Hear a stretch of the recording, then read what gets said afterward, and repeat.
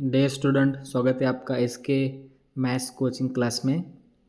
हमने एक नया सीरीज़ चालू किया है डिप्लोमा और पॉलिटेक्निक स्टूडेंट के लिए। और उसमें जो सेकेंड सेमेस्टर का जो हमारा मैथ्स का सिलेबस है उसका फर्स्ट चैप्टर हमने स्टार्ट किया है इनडेफिनाइट इंटीग्रेशन। स्टूडेंट इसके पहले वीडियो में हमने कुछ इंटीग्रेशन की डेफिनेशंस और इनडेफिनेट इंटीग्रेशन की डेफिनेशन, उसका मतलब क्या है वो समझा है, और कुछ बेसिक फार्मूलेज है उसको भी हमने क्या किया था, डिस्कस किया था। इस वीडियो के अंदर हमने कुछ न्यूमेरिकल एग्जांपल सॉल्व करने वाले हैं जो कि सिंपल इंटीग्रेशन के लिए वेरी इंपॉर्टेंट्स हैं।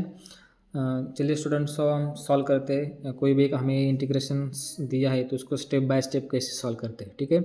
इसके पहले आपको इस एग्जांपल को कैसे सॉल्व करना है समझने के लिए इसके कुछ बेसिक फार्मूलेज है, वो आपको जाके एक बार देखना है। हमने उसका एक सेपरेट प्लेलिस्ट बनाया है आपके लिए। मैं खूब बहुत मेहनत कर रहा हूँ।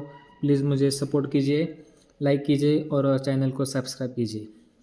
डियर स्टूडेंट, देखो हमें एक क्वेश्चन के अंदर बोला है कि solve integration x raise to the power 9 dx, यानी कि जो भी हमें फंक्शंस गिवन है उस फंक्शन को क्या करना है, इंटीग्रेट करना है with respect to x। Okay, तो चलिए इसको हम स्टेप बाय स्टेप कैसे सॉल्व करते देखते हैं। देखो, जो भी कोई फंक्शंस गिवन है हमें क्या फाइंड करना है, इंटीग्रेट फाइंड करना है। तो इसको मैं डिनोट करता हूँ i is equals to integrate x raise to the power 9x into x raise to the power 9 dx। अब देखो, इसका मतलब है हम इस x को क्या करना है, इंटीग्रेट करना है किसके रिस्पेक्ट में, x के रिस्पेक्ट में, ठीक है। तो हमारे पास एक फार्मूला होता है कि x raise to the power n dx। इसका इंटीग्रेशन कितना आता है, x raise to the power n plus 1 upon क्या होता है, n प्लस 1। यहाँ पे देखो, where in this example n is equals to कितना है, n इज इक्वल्स टू 9। तो इसका इंटीग्रेशन हम सॉल्व करते समय नेक्स्ट स्टेप में क्या लिखेंगे। अब जब इसका इंटीग्रेशन निकालेंगे तो ये वाला साइन क्या हो जाएगा, रिमूव हो जाएगा। तो हम कैसे लिखेंगे, x raise to the power n कितना है 9, तो क्या हो जाएगा, फार्मूले में क्या है, x raise to the power n plus 1, यानी कि x raise to the power 9 plus 1 upon n plus 1, मतलब कि 9 प्लस 1। ओके, तो इसको सिंप्लीफाई करें, x raise to the power 9 plus 1 कितना होता है 10, डिवाइडेड बाय 9 प्लस 1 कितना होता है 10, और प्लस क्या करेंगे हम, c करेंगे। ओके, c क्यों करना है, क्योंकि हमें क्या करना है, इसका डेफिनेट इंटीग्रेशन फाइंड करना है। तो x raise to the power 10 upon 10 plus c, ये क्या है, हमारा फाइनल आंसर है। ओके, चलो एक दूसरा एग्जाम्पल देखते हैं, इसके जैसा ही सेम है। तो चलो देख, सेकेंड क्वेश्चन में हमें क्या बोला है, इवेलुएट करने के लिए बोला है integrate x raise to the power e plus e raise to the power x plus e raise to the power e into dx। चलो सेम स्टेप हमें करना है।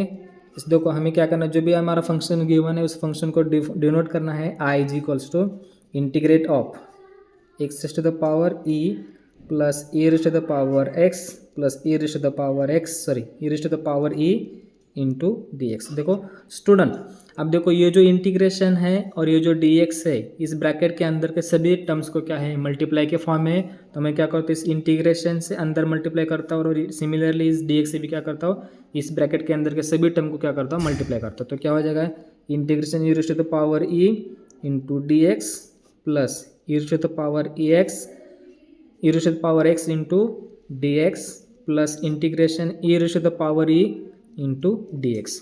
अब देखो, हमारे पास तीन अलग अलग टर्म्स आ चुके हैं और इन तीनों टर्म का मतलब क्या होता है, हमें इस फंक्शन को क्या करना है, इंटीग्रेट करना है एक्स के रिस्पेक्ट में, ठीक है। यहाँ पे स्टूडेंट एक mistake, e raise to the power क्या है, x raise to the power क्या है, ई है, ठीक है।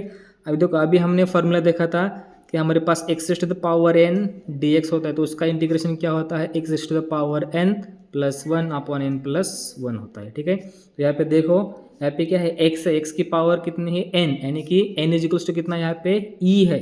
तो इसका इंटीग्रेशन क्या हो जाएगा, x raise to the power e plus 1 upon e plus 1 plus, इसका हमने सिंप्लीफाई किया होता, हमें पता है integration of e raise to the power x क्या होता है, अगेन क्या होता है, सेम होता है। तो मैंने इसका इंटीग्रेशन कितना लिखा, e raise to the power x, क्यों, इसका डायरेक्ट फार्मूला है e raise to the power x is equals to क्या होता है, e raise to the power, integration of e raise to the power x is e raise to the power x as it is same.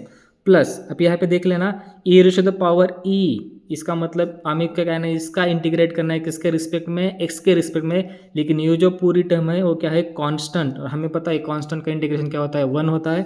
तो मैं उस पूरे constant को मैंने common लिया, तो बचेगा क्या, dx। ओके, यानी कि यहाँ पे कितना है 1, तो इसको हमने एक बार एक स्टेप सिंप्लीफाई करेंगे, e x raise to the power e plus 1 upon e plus 1 plus e raise to the power x as it is plus e raise to the power e as it is, और integration of dx, इसका integration कितना आएगा 1, और 1 ने इस term को multiply किया तो कितना आ जाएगा बाद में फिर सेम आ जाएगा, तो इसमें कोई एक्स्ट्रा चीज़ करने की जरूरत नहीं, तो प्लस में क्या लिखता हूँ सी। तो ये क्या है हमारा रिक्वायर्ड आंसर है।